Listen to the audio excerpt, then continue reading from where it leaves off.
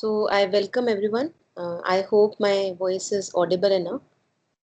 And this is the third batch of prayers and meditations we have been able to continue with.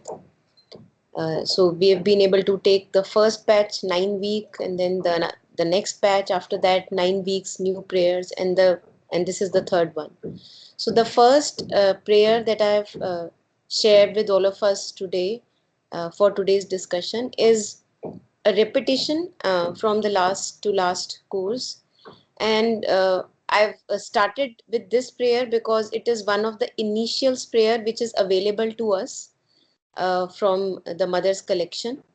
And before this there is no prayer which has a record, so written record of the first prayer that we find in mother's collection is this one, November 2, 1912.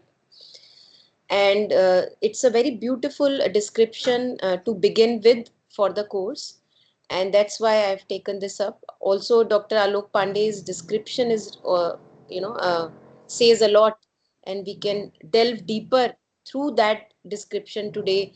And as and when we feel like sharing anything, like any insights, any comments or questions, please keep on sharing. So, first of all, the procedure is that I ask all of you to share your reflections on the prayer, share your maybe practical challenges in implementation of the prayer, and then after that, we'll discuss the transcript. So, we'll not take each and every line of the transcript, we'll go in kind of jumping through the transcript, wherever I'll feel suitable. I'll jump through the transcript and discuss it in more detail. So that's it. And I would like any one of you to begin with to start sharing your experience of going through the prayer, through the talk, and the transcript. How was it? And if there are any insights or questions or comments.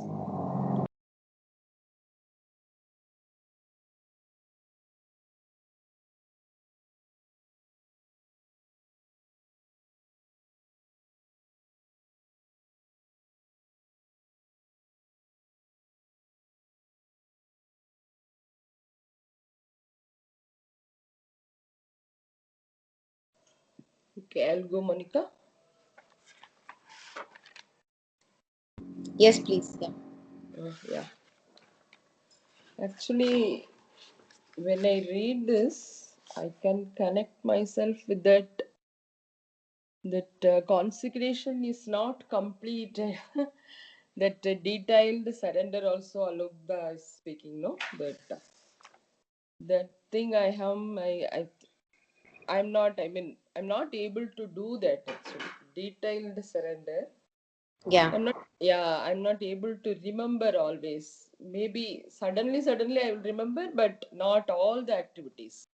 That, Yes. yeah, that is the thing. And also that is very beautiful. That return meditation, no? Yeah, Yeah. yeah, that I'm able, I mean, for me, it is, okay, I am writing something, but not, I mean, always, but yeah, some even Alugda is telling take a notebook and stick a picture. Yeah, that I am doing actually, but not always writing. But I feel now after reading through this phrase, and I should able to follow that also actually. Then he told about that sadhana you can do anywhere. So that also a vital point for me because only recently I felt like that. So far, all these years, I used to long and to go to Pondicherry and stay there and do the sadhana there itself. But recently only I felt actually sadhana can be done anywhere if you are really sincere. So this prayer is really reassuring me actually. That way also it is very nice. And other things also, if you correct yourself, and the situation will be, I mean, automatically it will correct itself. So that point also, I think I have to follow a lot actually. Yeah. Then I heard in his talk about that Alsur bound, no? Alsur Bangalore Mother Center. That to that Mother Center, I am also connected actually. When I came to Bangalore for the first time in 2011, I went there. As he said, it is a palace. But if you go inside, room by room, it is there. It is very beautiful and serene. So these are the things I can tell about. I mean, my thing after reading these prayers and meditations, especially the detailed surrender, I have to yet to follow. These are the Yes, things. yes. Yeah, With you, yes, Chitraji. Yes. yeah. Thank you, Monica. Thank Yes, you, that's Chitraji. all. Yeah. Yeah.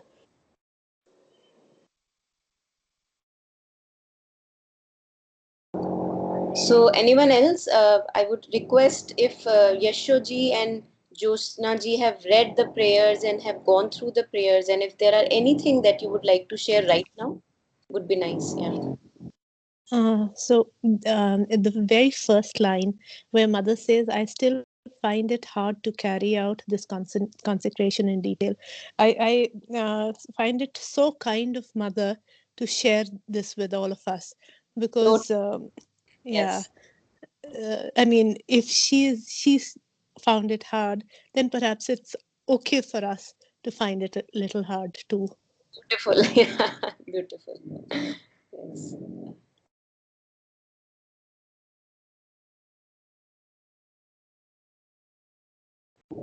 Yeah. Anything else?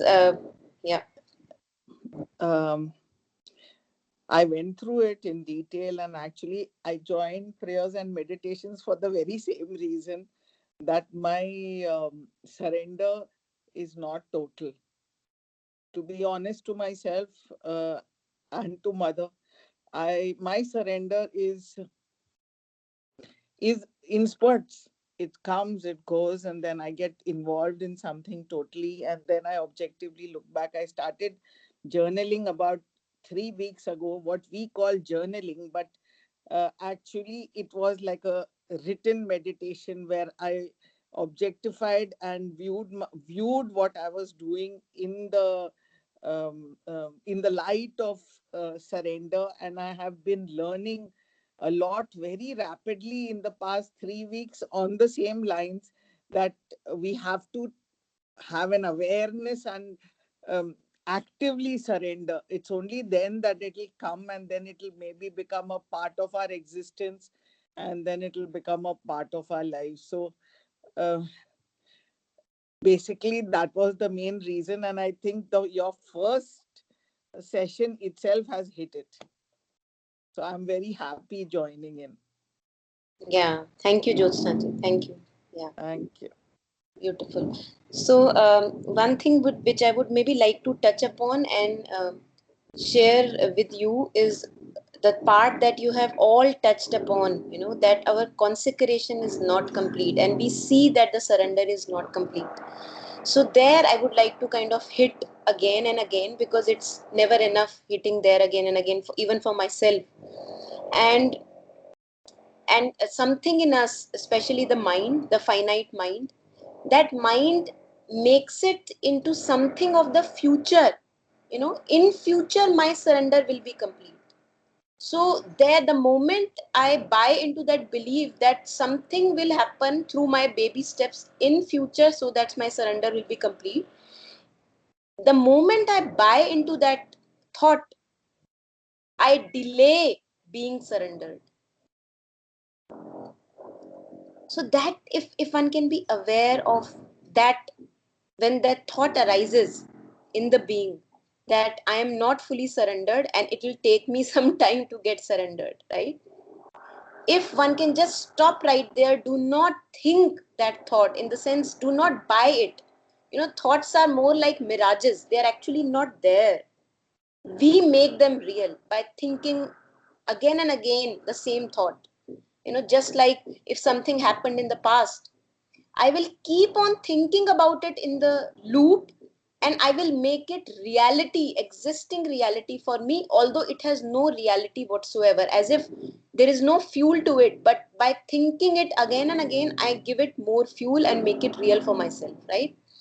So when this thought arises in the being that I am not surrendered and something in future will happen, or in time I will become surrendered, stop right there and do not entertain that thought. Now, what to do in that moment? I'll just explain through a maybe visual. Surrender is something like the blue sky. It is forever there. So when we say that I am not surrendered, it is actually a falsehood by itself. Although in the name of saying, just to say it out loud, how to express ourselves, we use this word, right? We use this sentence that I am not surrendered. Now, in that moment, when you are saying, I am not surrendered, there is or in that moment where I am saying, I am not aware of my true nature. Okay? In that moment, who is in me who sees this? What in me is aware of the unawareness? How can I say that I am unaware?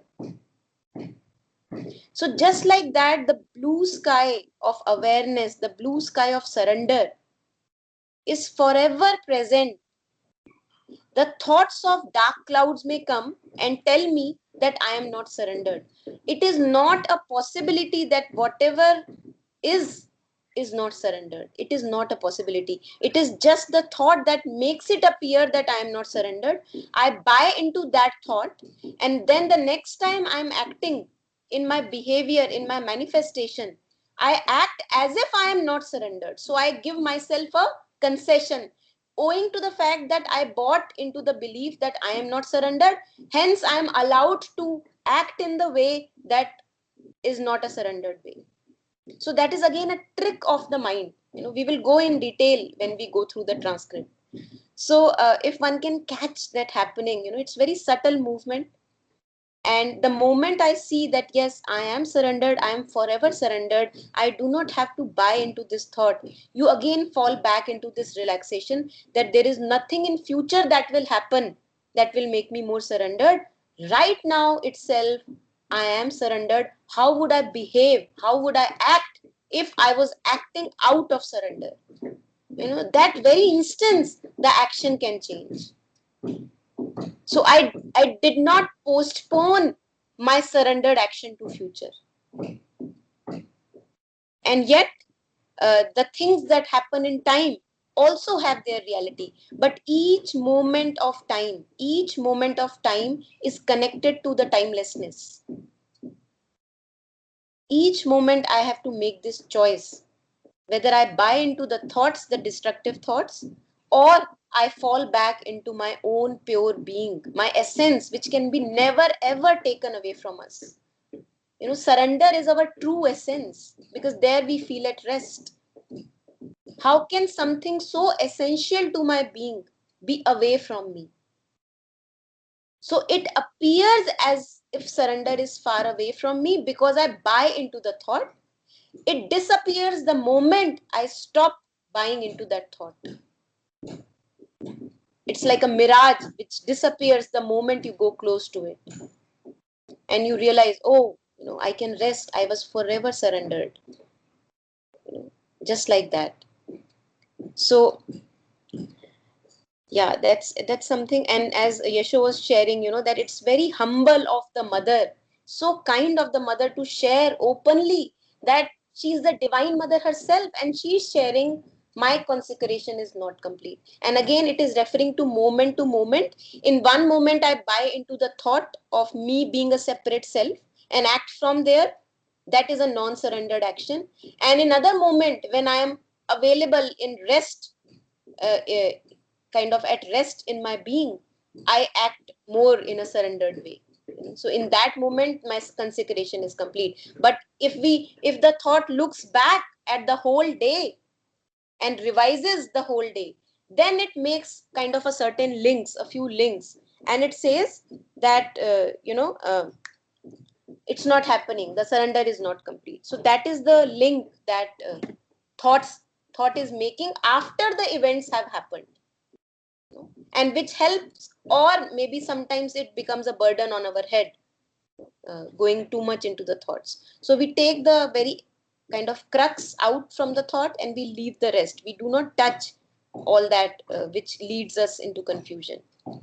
So when mother says here, she says at this point of time, there are, so yeah, again, the prayer that we are taking is November 2, 1912.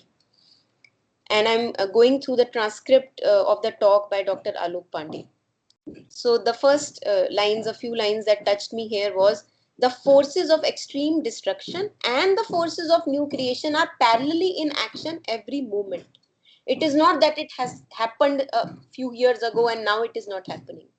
Now, how is it happening right now?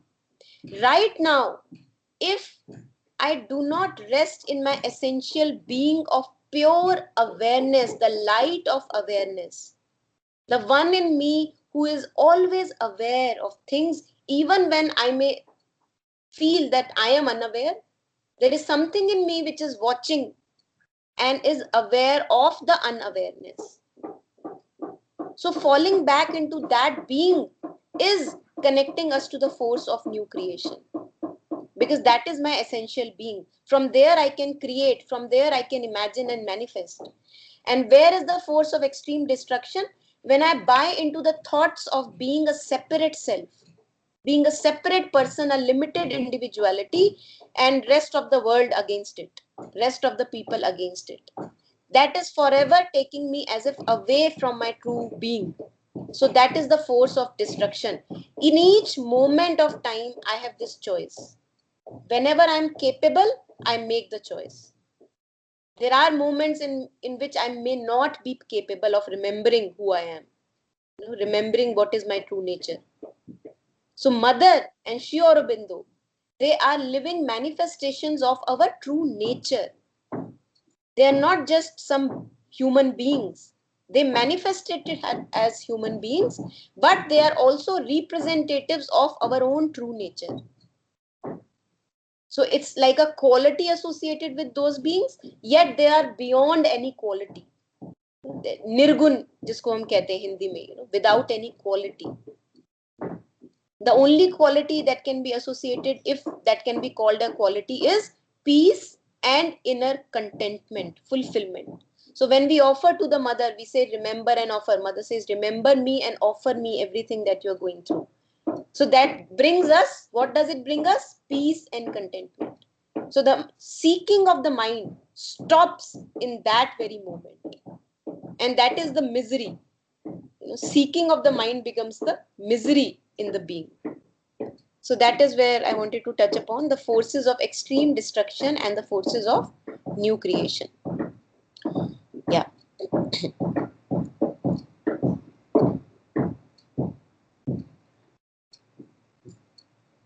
So here Alokda has shared that even the forces of destruction are actually indirectly doing the divine work only.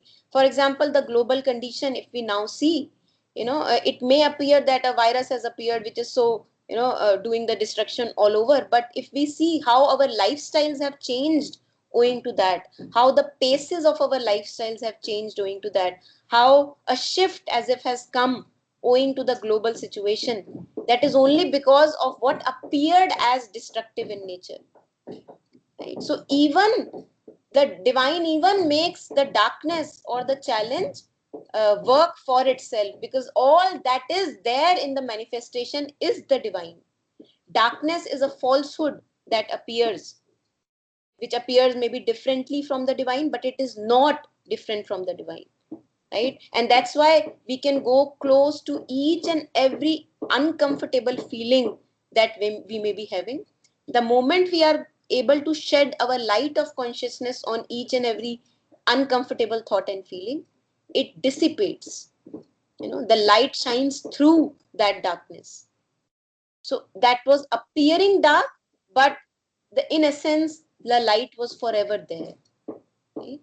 It was not away from light. It was appearing dark. Yeah. So please feel free to question and comment in between. Otherwise, I'll just go ahead and keep on going. Yeah. So Alokda was sharing here that, how these global changes are forcing us and challenging us to think afresh, to think about a new about ourselves. Maybe we had been postponing our emotional and mental issues for a long time, owing to the fact that I'm going to a job again and again, which keeps me distracted. Now, owing to the fact that the job spaces may have reduced or changed, now it is forcing me to attend to that particular aspect of my life. And the moment I attend it, the moment I give it the light of awareness, the light of consciousness, the moment I embrace it fully, it dissipates. The light as if permeates through that darkness, and the darkness does not exist anymore. Yeah. And the example that Alokda shares here, beautiful example of what Sri Aurobindo was doing during the First World War. He was writing the Arya. He was writing articles after articles of about a new creation, about a new race, new humanity to come in Arya. So this is how we can become collaborators in divine work. The moment I am able to stop fueling my separate self, that very moment I become a collaborator in divine work. The moment I see that fueling the mental construct of a separate personality has not been serving me well, it has just been a cause of suffering and emotional pain, I do not feed it anymore. I rest in my essential being, which is never away from me. Never ever away from me, because it is my own essence. I do not have to do something in order to get it. That's the most obvious thing in life, and yet we keep on missing it because it is so obvious. It's like I keep on noticing my breath, because breath is so obvious.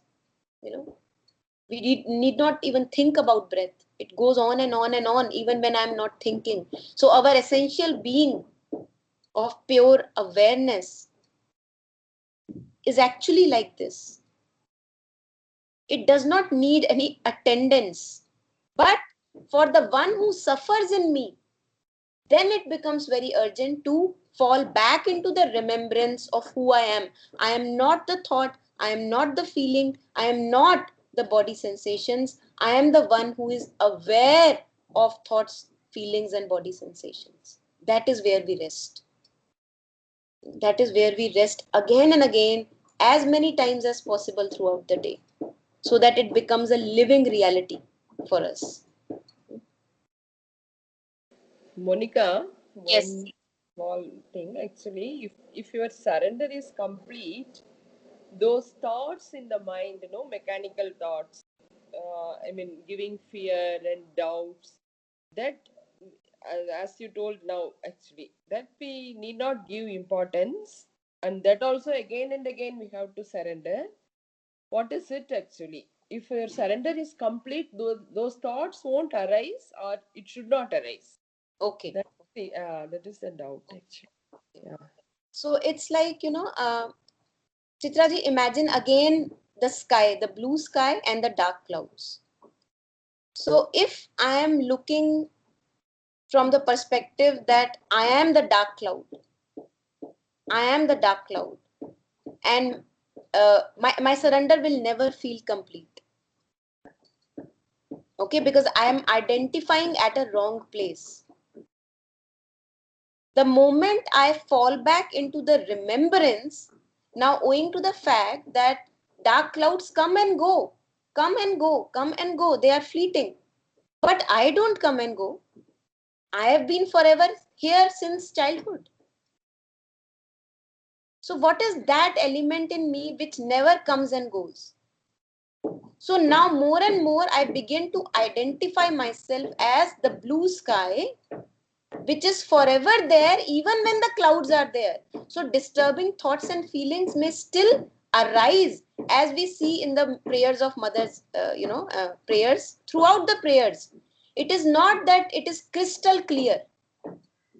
The dark clouds still appear in mother's manifestation, the thoughts. But they do not have the grip on me. I am not identifying with the dark clouds. And when you say surrender is complete, I would Yeah. say there is no thing as some complete surrender, in the sense uh, there can be veils and veils and veils of ignorance that need to be shed and shed and shed and shed. The, Yeah. the moment the light of awareness falls on it, again another veil is shed. The moment another dark cloud appears, the light of awareness falls on it, another kind of veil is shed. So just like the divine is infinite, there is no end to the completion of surrender. It's like a completing surrender. It's like a ongoing process. But the beauty is that we get to have a taste or a rasa of this path of surrender. We feel more and more growing peace and growing contentment in the being. So that is the side effect of this Yeah. path. Yeah. Thank you. Yeah, it's clear now. Yeah. Yeah. Thank you. Yeah. So now, owing to the fact that I am falling back into the remembrance of pure awareness or blue sky again and again, what will happen is the external manifestations may still happen and will still happen. But again, as I was saying, that I will not be identifying myself with those thoughts and feelings, and therefore the suffering will cease. The one who was suffering all these years, that personality will cease to be. The life will still go on, and I would say it will more become like a unfolding of life, that nothing is already planned. It's like unplanned beautiful events take place, and I enjoy those events. And when I say beautiful, it does not mean that always pleasant events are happening. It means that even when challenges are happening, I'm able to be as the blue sky, and thereby go through challenges, offering myself more and more, as a blue sky, rather than identifying with the clouds. So that becomes a joy, that actually becomes a joy. Yeah. Thank you, Monica. Yeah, it's clear. Yeah. Okay, so again, as I was sharing, that the first prayer that we have taken up is November 2nd, 1912, but it does not mean that this is the first prayer, as it was known that 4/5 of the diary notes mother tore and burned it away. She did not want those aspects of her life to become public. So, yeah, yeah, that's it. Yes. Yeah. And then Alokda reflects upon the mother's way of communicating with the divine, because as we were talking, that my friend may not be present, my closest sibling, spouse, my child may not be present in my challenging periods. Who I am present with is that pure shining light of consciousness, awareness, which we also name as the divine, that we call as the divine is present in each one of us. That is the most intimate thing that is available to each one of us. And yet, the mind, owing to the fact that it seeks outwardly most of the lifetime, keeps on seeking in persons and relationships and situations that contentment. And when it has run enough, when it does not even find that contentment, running after spouses, siblings, people, all the external things, then it comes to rest in its own being, and sees that it was actually there was no need to seek, but maybe the seeking was necessary, because only then we realize that I did not need to seek. That is my own felt experience, that I did not need to run, but now I really know for myself that I do not need to run. As Kabir says, दौड़त दौड़त भागया जहां लगी मन की तो दौड़, दौड़ थके मन स्थिर भया, एंड वस्तु थौर की ठौर. सो दौड़त दौड़त भागया जहां लगी मन की दौड़, जहां जहां मन मुझे ले गया, the restless mind, wherever it took to find rest, I went. But the rest that it got was always impermanent rest. It came and it went away. The moment the child is born, we find temporary soothing, that, oh my God, this child is born after so many prayers and all that. But then we see that it is only fleeting. It goes away. The restlessness comes back again. So the rest that is to be permanent rest that is to be found is found in the origin of the mind. Where is the mind originating from? The mind is originating from that pure, shining sea, vast ocean of awareness, of consciousness. Unless the mind traces back its roots, it will never be at rest. It will never be at rest. So this is the way of resting, which Mother has also shared, that whenever you feel like relaxing through the day, rest in higher consciousness. So what does Mother mean by resting in higher consciousness? This is our higher consciousness, our essential being. That who I am is the pure light of awareness, and I am never away from it. So whenever we feel like resting, we rest knowing ourselves as pure awareness, and then when we get up, I don't feel drained and sucked out of energy, which I will feel when I am resting by thinking out about the past events and future events and the worries and the anxieties. So that is how Mother asks us to rest. Yeah.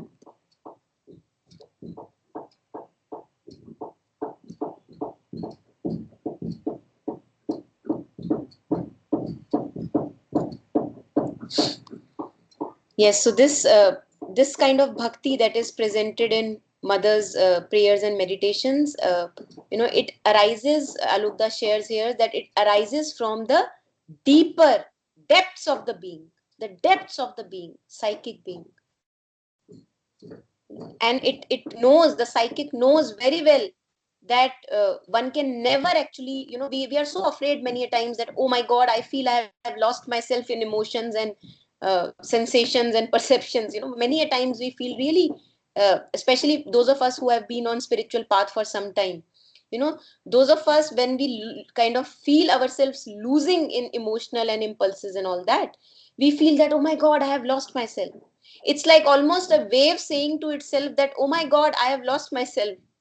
But the moment the wave realizes, oh my God, I'm always forever there in the ocean, I'm never away from the ocean, I again am at rest. A wave can be never separate from the ocean. And that's the assurance that we can never be separate from the divine essence, because that is our essential element. And the moment I remember it, again a rest dawns in the being, that there is nowhere to run, there is no process that I need to follow to get washed of my sins that I may have done. Right? So this really relaxes the being again and again, that I can never ever, the Lord is never away from us. It's just, a Mother also says that I never go away, you run away from my kind of pallu, if I can say, as if his mother is wearing a sari. So I just, it's like a dream that I enter, and I feel that I have lost Mother's pallu. But the moment I realize that Mother's pallu is forever there, because that is the whole manifestation. The whole manifestation is Mother's pallu. So where can I go?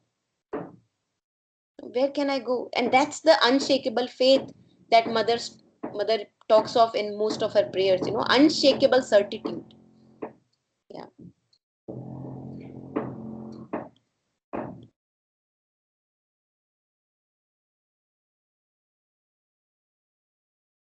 So now this bhakti or this surrender that we talk of is more like not asking that, give me this peace, give me this contentment. Not that. It's not about asking. It's about a self-giving. This bhakti that Mother shows us is about self-giving. Now, what is self-giving? It can be obviously interpreted in many terms, but what I relate with very practically is, it's giving up my mental construct, giving up who I think myself to be, giving up of my identities, my labels and perceptions of myself. That is self-giving.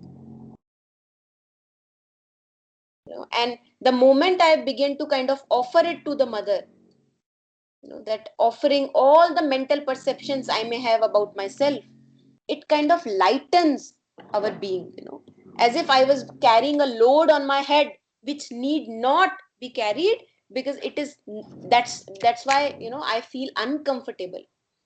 And here also in this prayer, in this prayer, Alokda shares about this aspect of, we'll come to it later, that the moment you feel unease, the moment you feel that something is making me uneasy, there you can stop, actually, just fall back into a pause for a moment, because that unease or that discomfort, somehow, if we do not notice it, then it stretches it out itself and it becomes a detailed suffering, so it has to be given attention. When I am able to stop at that unease, then it dissolves there. And when I am not able to stop and pause and look at what is causing this unease, because I am swaying away from who I truly am, as if I am not acting out from who I truly am, if I can use that word. So then what happens is that in order to tell us, hey, you are identifying yourself at the wrong place, it's a divine way of telling us to create a detailed suffering from which I cannot escape now.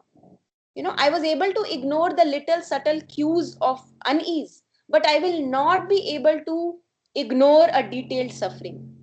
It will not allow me to live a daily life, if I am suffering emotionally and physically. So that's the signal that we have to listen to, that it's like almost like the intelligence of our being telling us again and again, knocking our door, that hey, girl or boy or child, hey child, you have identified yourself as at a wrong place. You are not that who you think yourself to be, and that is why the suffering is there. So in that sense, suffering is a beautiful signal that comes to me, that take your hand out of fire. Do not identify yourself as the mother or the wife or the child or the daughter or the daughter-in-law, because you are not that role that you play. You are the one who is beyond all those roles, the one who is aware of all these roles that are being played, the untouched one. And the moment I fall back into that remembrance, again a rest comes into the being. So an ease comes into the being. We're talking about unease and ease. So this unease is the signal. We'll come to it as Alokda will also share. Yeah.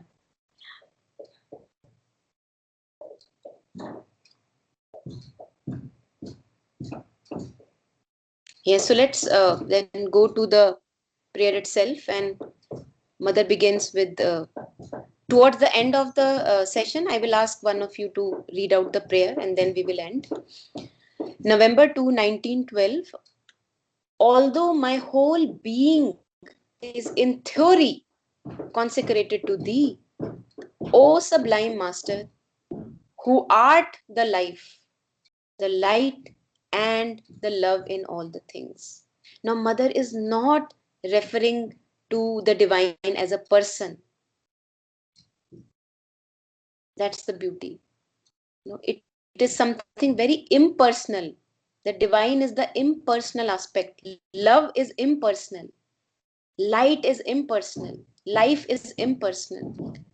Although my whole being is in theory, we begin with this mental idea of surrender, that I want to surrender myself. So initially the mental idea may be a helper, but later on it may become a bar, because the mental idea will keep me telling me, oh, surrender, I have done that 10 years ago. So the mind becomes an obstacle, right?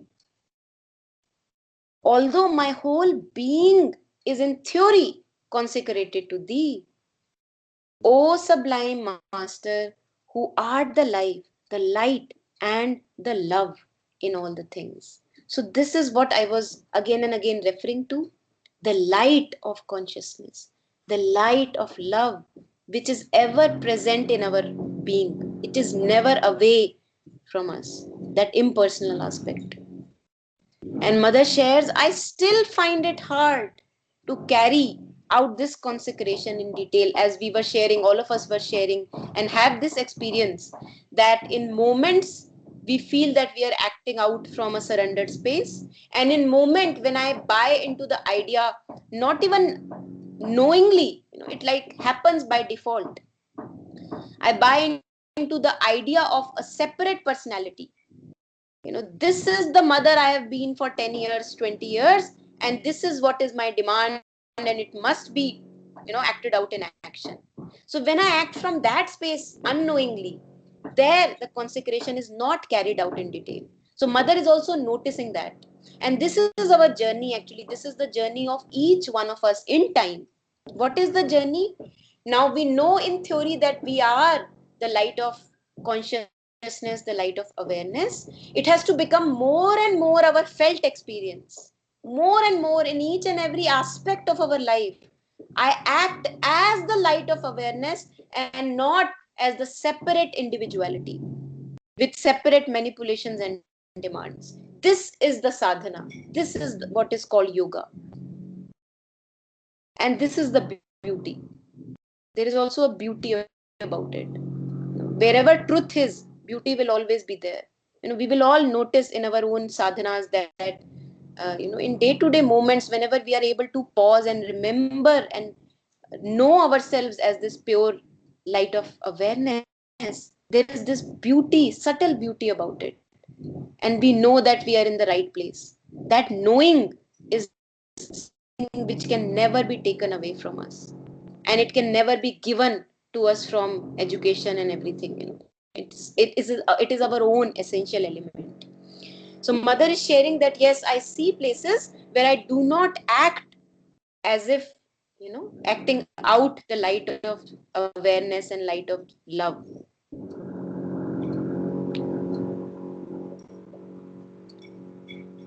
And this is something very beautiful that I have personally also experienced. It changes the whole quality of interaction. Here, Alokda shares that even when you are doing little things, mother, I'm going for a walk with my friend.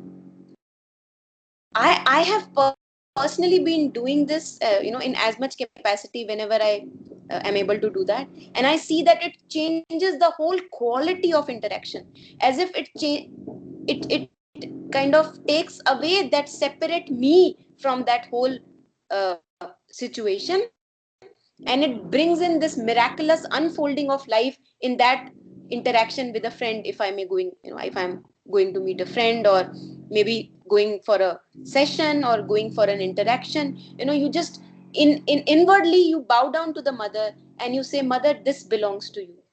Do whatever you want to do through this interaction or through this session, and something new unfolds which you yourself are not aware of that it can unfold. Then life becomes a continuous adventure, if one is able to do that in little aspects of life.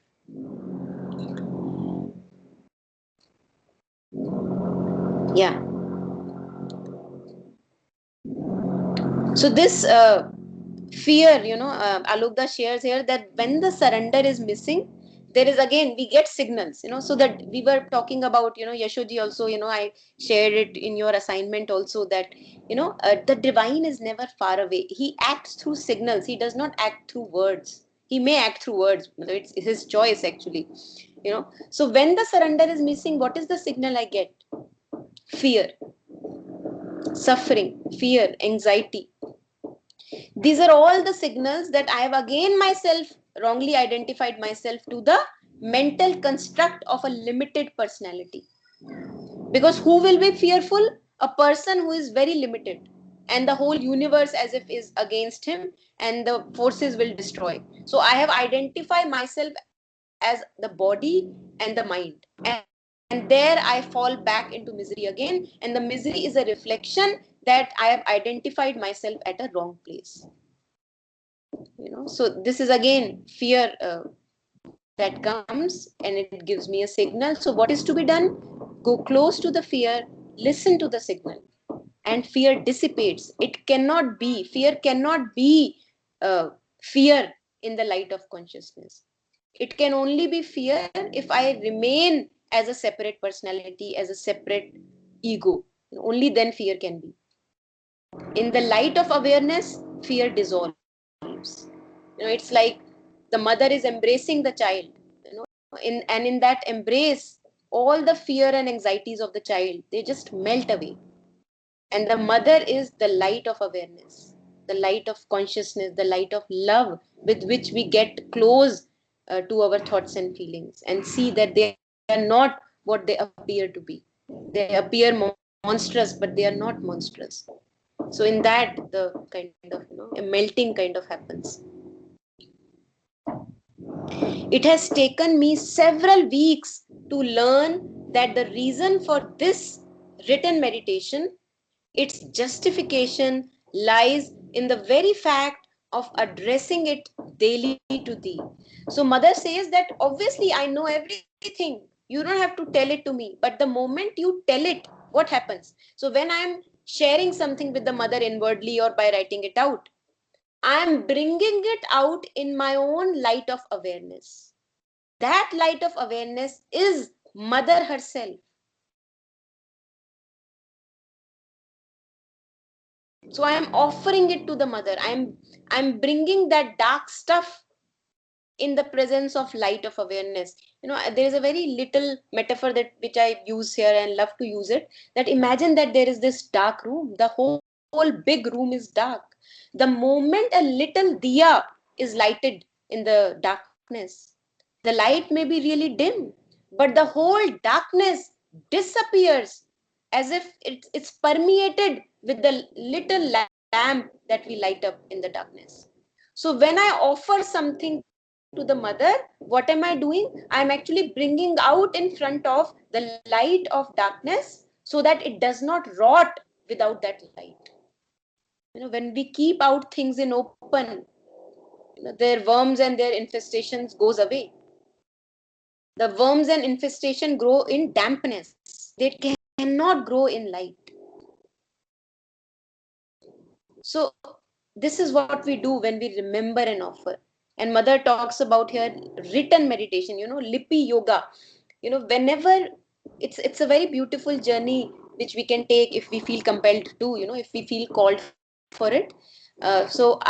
For example, Kabir Dohas, I used to love to even when I was a child, I used to love writing things and then remembering them. So this was my way of remembering biology. I just write them down, pour pages and pages and write them down. And even now, whenever I'm going through something really beautiful, and if I write it down, something happens and it goes into my being more strongly than just reading it out or listening it out.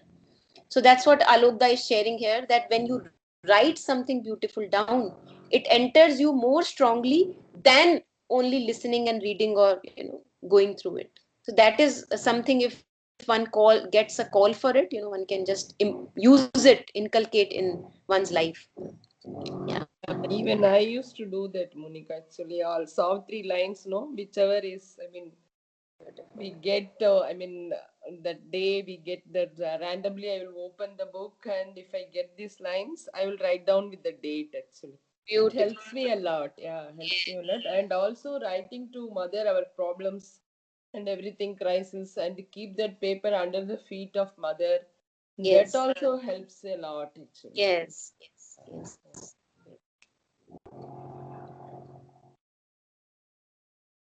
It is medically also proven that when you actually listen or read, take a pen in your hand, write it, and in fact speak it also, and then go through it again, it cements and goes somewhere within which, in medical terms, they are not able to define as where it goes, but the embedding is severe. That's why in children, we insist that they use audio visual stimulation like playing the piano or writing down a verse repeatedly, and they find that the child, it is for life. Similarly with us, I think if we start written meditation, those passages definitely will have that impact on us which didn't happen otherwise when we read. Yes, beautiful. Thank you for sharing that. Yeah, that's really beautiful. Yeah, makes so much of sense. And the mind would try to grasp it uh, all by the thinking domain. But it is beautiful that some things we just understand. We don't know how we understood it, but we know that I know that this is true. And that's the mystery, as you were saying, that even the science does not realize how it is happening, but it is happening. Yeah.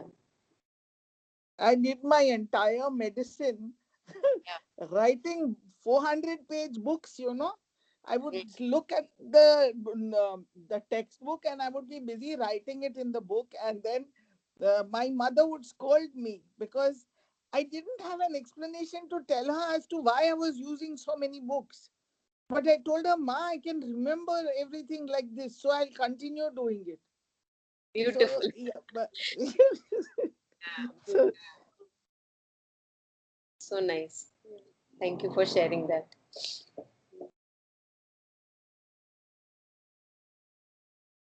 Yeah. So now mother is making a confession, I shall make my confession to thee as well as it may be. Not because I think I can tell thee anything. So mother is already aware that you know everything. You are antaryami, you are pervading even the darkness. So how can I tell you anything, right? For thou art thyself everything. But our artificial and exterior way of seeing and understanding is, if it may be so said, foreign to thee, opposed to thy nature. Now, this is something which I would like to maybe take up a little. I took up a comment also here, that for the light of awareness, nothing is happening. For the light of awareness, my essence is never getting reduced. For the light of pure consciousness, I am always love, even when I am the Rakshas or the Asura itself. The essence of Asura is also love. It is coming from the divine love. But when we look from the aspect of the being an Asura, then it is a suffering. So there it matters. There it matters when I confess that yes, I have been wrongly identifying myself with this limiting, destructive thought, and that has been the cause of my misery. So from that space, it matters, but from the light of awareness, it does not matter. The duality does not exist. Even the Asura is as good as a child of the divine as the gods. Asura came first, and then came the gods. Asura also had their own work to do of tilling up the soil and making it ready for the dawn of gods. So from the light, from the space of the divine, it's all one. That's why mother is saying that it is opposed to thy nature, because your nature is oneness. But the way we live our life from the aspect of mental constructs and limited way of seeing, from that side it actually matters that I put my suffering to rest by offering and remembering again and again, because suffering is opposed to thy nature. Suffering is not my true nature. Suffering is not my inherent essential being. I should just gather the signal, grasp the signal, read the signal, and whenever I am ready, I should plunge into my own deep essence, knowingly that yes, I am the light and love. Knowingly plunge into that. The light and love of awareness, the one who is forever aware, the one who is aware even of the suffering. That awareness is I am. And in that awareness, suffering cannot exist. Suffering ceases to be if I identify myself more and more as the light of awareness rather than as the one who suffers. In that awareness, suffering cannot be. Yeah. So that's what Alokda is sharing here. Again, that we see in dualities, good or bad, good or bad karma or life and death, all that. But for the divine, it is all a singularity. Just like if you take an image for the ocean, it is all an ocean. But for the wave, when it actually identifies itself as I am the wave and I need to protect myself, That becomes duality, that ocean is something else, rest of the waves are something else, and I am this little separate wave. But for the ocean, it never mattered. All waves were waves, and all waves were forever the part of the ocean. Yeah. And then here, when Alokda shares that each and every experience must lead us to the growth of consciousness. Now, when again and again repeatedly we talk about growth of consciousness, I like to see it as, I may be wrong, but how I see it personally through my own experiences and practical experiences, is that growth of consciousness is more like shedding away of the veils of ignorance. So it is not that I am gaining something.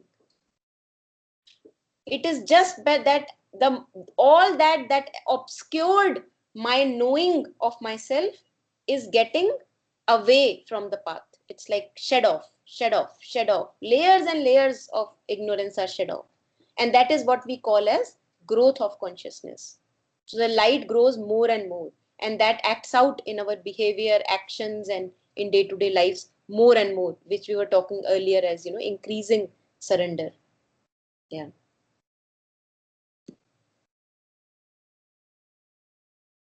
Yeah, and this thing can be very helpful.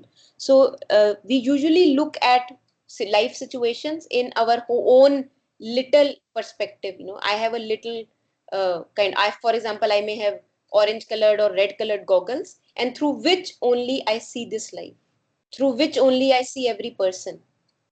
Now, in any instance of life, if I can stop, pause, and I ask myself, if I am the light of awareness, how would I see this situation? We may not be able to do it in all situations in life in the beginning, but in as much as capacity we can, if I am, yes, if I truly am the light of awareness, how would I act in this particular situation? And then we will insight, we'll automatically get an insight as to what is the right action to be done in that situation.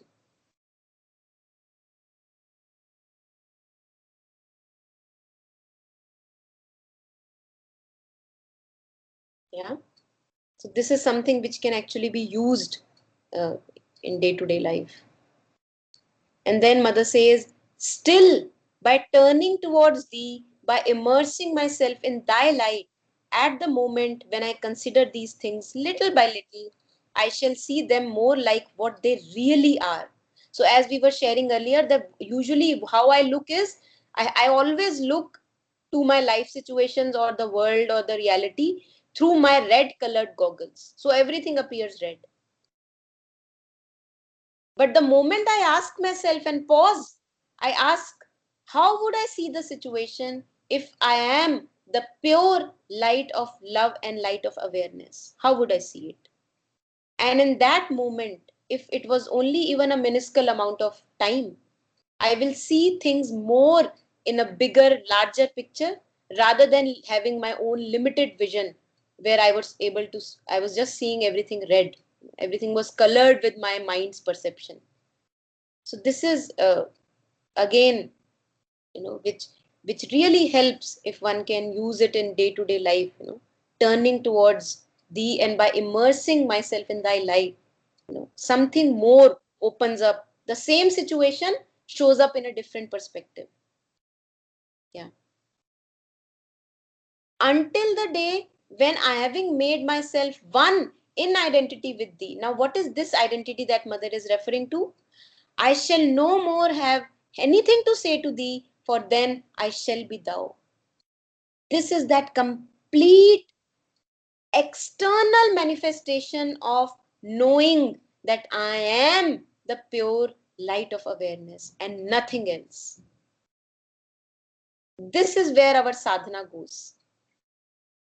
More and more identification. So the gap that we see at the moment between the external manifestation, the behavior, actions, and the words that we speak, and what we feel in theory about ourselves, right? In theory, I may have moment of deep peace, But when it acts out in reality or acts out in day-to-day life, I see that there is a gap. So that gap gets filled up, if one can use, in time. But the choice is to be made each and every moment. Otherwise, the time is not going to do anything. The time will just be an illusion, nothing else. So the choice has to be made each and every moment. How would I act if in this moment, yes, the thoughts are coming, which are disturbing in nature, the past is coming again, but how would I act if I am pure light of awareness? And many a times we will realize there will be no action needed, and the thoughts will not continue to have that grip over us that they usually had so far. So more and more we are creating lesser and lesser of a gap between the internal knowing and the external manifestation. Yeah. And this is something which is very intimate to us, and this is something which is never away from us. A friend may be away, he may not pick up the call, as Alukda shares here. Even your closest friend, your intimate friend, may not be able to understand you. Yes, we all face that in life. The only thing that I can fall back into this intimacy with my own self, with my own awareness, knowing myself more and more as that light which is forever present. And when I say light, it is the light of awareness which is ever present in a more like a background, because we don't notice it.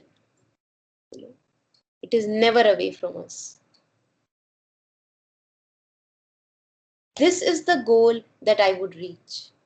Towards the victory, all my efforts will tend more and more. So mother is also kind of pushing her that in each and every moment, in as much as capacity, I'll be making this choice of acting you out in manifestation rather than acting my ego out in manifestation. Knowing myself as how would I act? More and more. I aspire for the day when I can no longer say I, for I shall be thou. So when I would say I will not be referring to this mental construct of a separate personality or ego, which I call as my thoughts, my feelings, my sensations, all this is mine, and rest all is other. That will not exist. I will less and less identify with that mental construct or separate personality which I consider myself to be, and I shall be thou. Thou means, again, in the first line, mother referred to as you are the light, you are the love. So again, that gap between the external and internal is receding. Yeah, yeah. Yes, and this mother shares, this unease that we were talking earlier. How many times a day still I act without my action being consecrated to thee? This happens, I see that. I at once become aware of it by an indefinable uneasiness. This is something to be noticed. So when we are thinking about things of past, when we are thinking about our relationship with uncomfortable relationships with people, or we are going into our stories in the head, we always feel this sense of unease. We do not feel comfortable in thinking about that. It is more like a dukh ras, but we do not stop there. So mother is saying that immediately I become aware of that discomfort or hurt that I am causing myself. It's a pang in my heart. And the moment I become aware of this pang in my heart, I then make my action objective to myself, and it seems to me ridiculous, childish, or brainworthy. So when I am able to make that action objective, a little kind of distancing myself away from that, then it may appear childish for a moment. Mother says I even deplore it for a moment. I am feeling even sad. Why did I do it again? Why did I do it again? But then what does mother do? And this is something which is beautiful. I dive into thee, and there losing myself with a child's confidence, away from the inspiration and strength needed to set right the error in me, around me, two things that are one. So this is again something that can be practically done. I have personally been using it when confusion dawns, when a lot of challenge comes in the being, a lot of non-clarity is there owing to relationships and life issues or my own thinking patterns. What to do? The idea is to stop thinking about that vicious loop and to rest in that. One can use images to rest. One can say that I'm resting in mother's lap. So you snuggle up in mother's lap. That is one image. You like a child, you go back into mother's lap and lose yourself there, because that is where the only peace is to be found. One thing is this. The other visualization that I was using earlier is that I rest as knowing myself as pure awareness and not the story that is going on in my head. I rest in that presence. Like a child, I lose myself in that quality of impersonal awareness. And then when I will get up, it actually is like something as if the haze lifts up. The fog clears away. You don't know how it happened. You don't know. You were not able to actually connect dots externally, but something happened and the fog lifted away. Almost like that. So this is how we should work towards clarifying things in our life. And then mother says, setting up the error right in me and around me, two things that are one. So I think that I am this body, I am this mind, I am this set of feelings, that is me, and rest of the all the things are other. That is the biggest falsehood that we buy into. When I know myself as pure awareness, then this limitation also ceases to be, that I am the body, I am the mind, and I am the thoughts and feelings. So that is the liberation that we get. Yes, I do have the body, I do have thoughts and feelings, but I am not that. So we liberate ourselves from that cage of being a separate personality.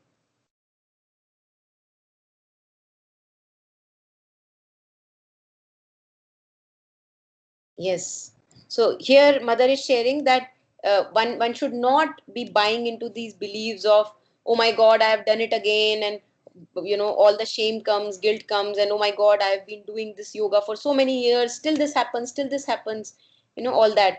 I am bad, I am unfit for yoga. All this blaming, this is something which is a vicious trap one can fall into. And the moment I'm able to remind myself that yes, all these may be there, but who I am is not these. Who I am is that light which is able to see all these movements in the being. So again, one gets liberated in that very instance.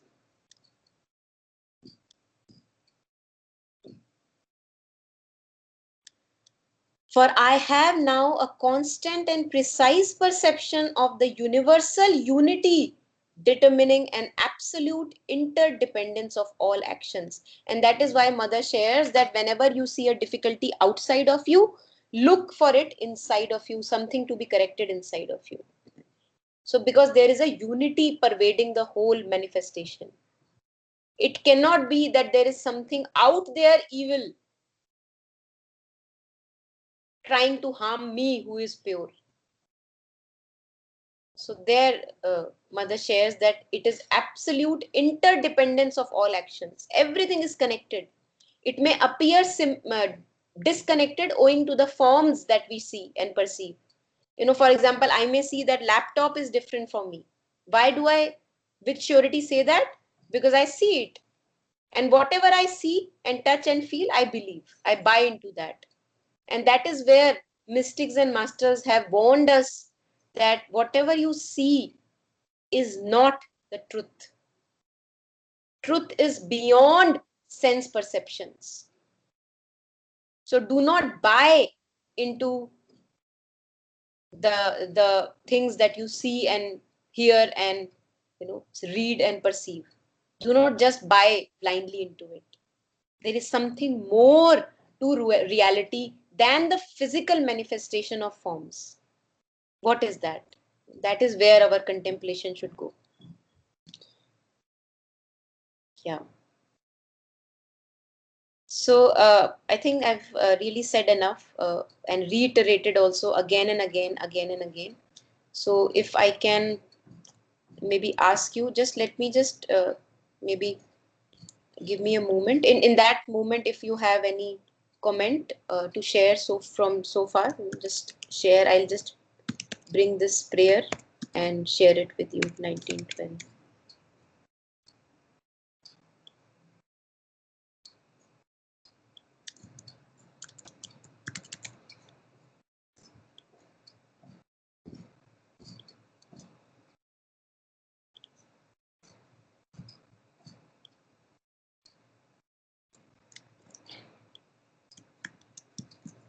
Yes. So this is the prayer, and I would like, if there are no comments or no questions, nothing, then I would like any one of you to maybe take this up and read it. Yeah.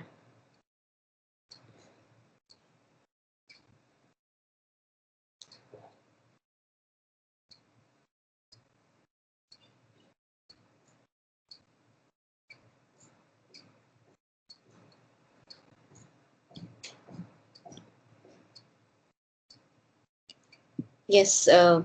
So I would maybe request, in that case, if no one is taking the call, Jyotsna ji, since you are here with us for the first time, would you like to read the prayer? Okay. Yeah.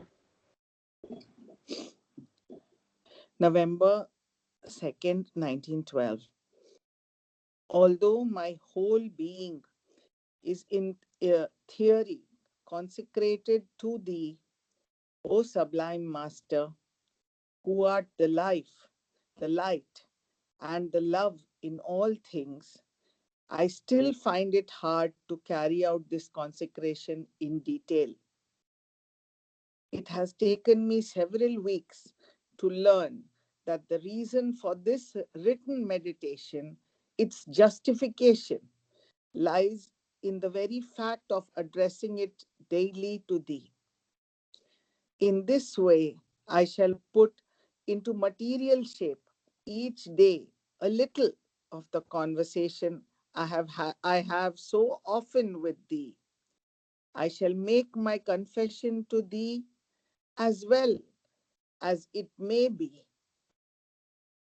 not because I think I can tell thee anything, for thou art thyself everything, but our artificial and exterior way of seeing and understanding is, if it may be so said, foreign to thee, opposed to thy nature.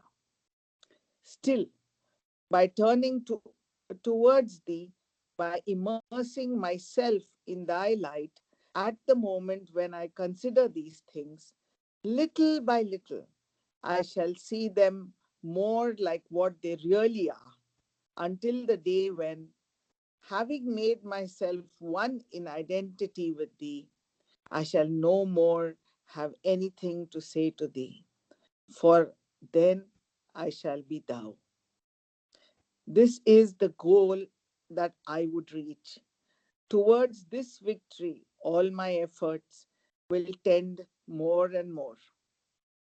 I aspire for the day when I can no longer say I, for I shall be thou.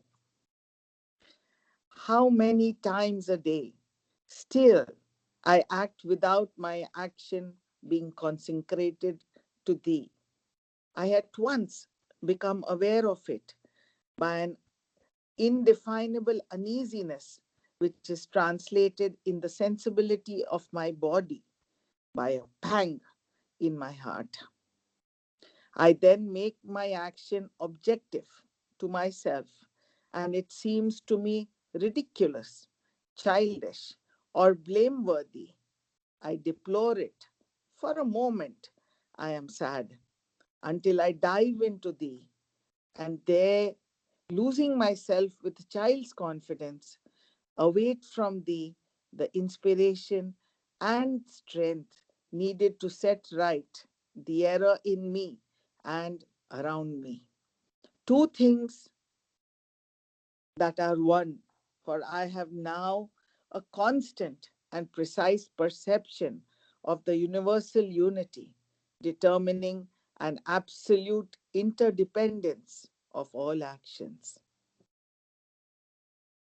Thank you. Thank you so much. Thank you, Monica. Beautifully you said no that you shed the ignorance again and again, so that Yes. I shall be thou. Yeah, that one, and also that surrender should be immediate, not in future. Those two Exactly. things are very beautiful, Monica. Thank you very much. Yeah, Thanks for clarifying it so nicely. yeah, It yeah, starts opening a few lights in the yeah, brains. थोड़े bulb Yes. जगते हैं, फिर they flicker and yeah. Correct. Totally. Very Thank you. nice. Yeah. Mm. Thank you. Bye. Thanks a lot. Yeah, bye.